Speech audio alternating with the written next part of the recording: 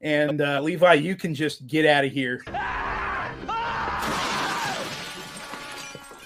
I was at a local library book sale recently, and I overindulged myself and ran off with too many books.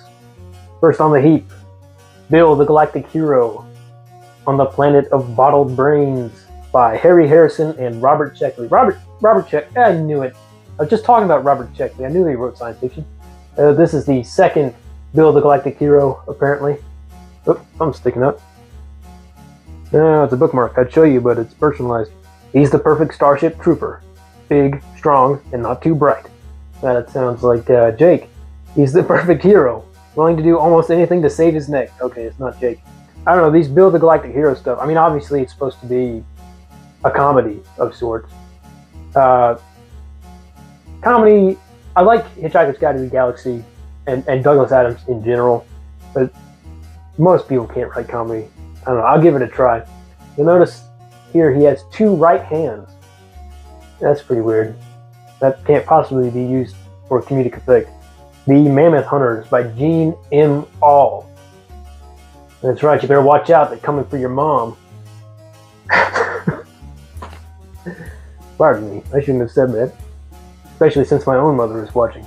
Third in the acclaimed Earth. Why am I always getting the third book in a series?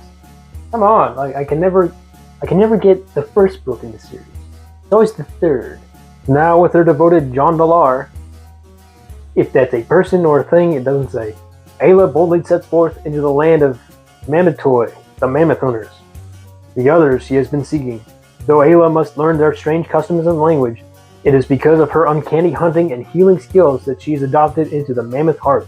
Here Ayla finds her first women friends and painful memories of the clan she left behind.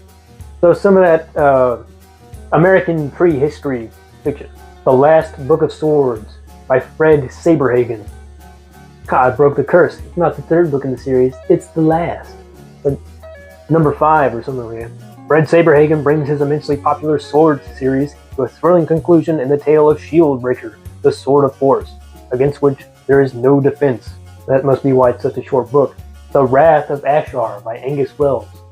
And the curse being thoroughly broken, this is the first book in the series. And I wish I could tell you about the cover, but I can't see it. In the north, the fire rages through the world-spanning forest of Beltrivon. Out of the flames is born a terrifying being with monstrous powers, Taz, messenger of the fire god Ashar. The ancient prophecies say he will raise a great horde from the warlike tribes of the north to bring destruction to the peaceful kingdoms of Timur, Uth-Galik, and Kesh. So, I don't know, it should be pretty fun. Looks like some pretty standard 80s epic fantasy kind of stuff. The Wizard and the Floating City by Christopher Rowley. And that is a Jabberwocky looking creature, if ever I've seen one.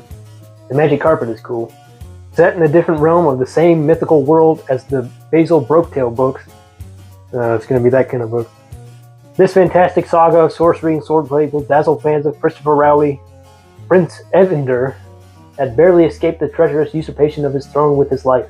Now in exile across the sea, he stumbles into an epic struggle between good and evil that will decide the fate of an empire.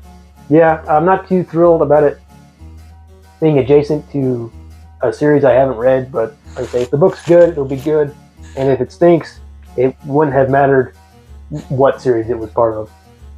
That dragon's got like a serious amount of teeth. Look at that. Wow. Needs an orthodontist. Dark Rivers of the Heart by Dean Koontz. A title I am going to assume was made deliberately to confuse people between Joseph Conrad and Dean Koontz. And there's nothing on the back except this mustachioed gentleman, and nobody wants to see one of those. And so far as I see, there's nothing on the inside to tell me what it's about. So, a complete mystery. Stephen King's The Shining. And I don't have to talk about it because you already have an opinion. And last in the stack, Bolo by David Weber. Bolos. They're not just for ties anymore. For a millennium and a half, they have been humanity's warriors. They have fought man's battles, died in man's wars, battled to save man's children, even from his own kind. They have guarded man's worlds and avenged man's defeats. Tireless, infinitely patient, infinitely deadly, Bolos are the most fearsome fighting machines ever developed. Well, I mean, I've had one on 2 Type before, but I wouldn't say it was depth. The most lethal artificial intelligences in history. must be a politician. That's low-hanging fruit. Never mind. Yet they are more than that. They are not merely the weapons of their human commanders, but their comrades, brothers and sisters in arms who all too often die together. The Bolos and their commanders do not die easily. Mankind's enemies have learned the price of a Bolo's death. And if Bolos and their commanders do not always die in victory, this much has always been true. They do not surrender, and they never, ever quit.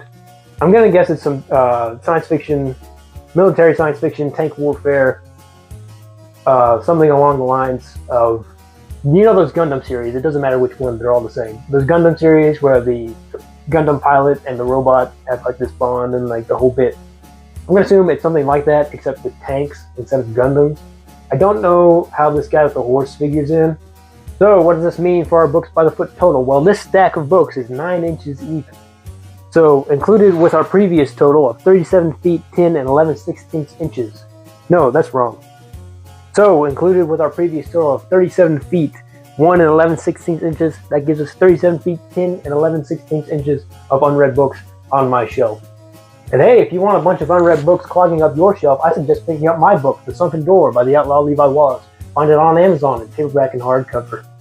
And if you want more people to talk about books you don't want and don't own, why don't you join us on June 21st over at the Elusive Exclusive Book Society, where we will be talking about the Destroyer number 33, Voodoo Die.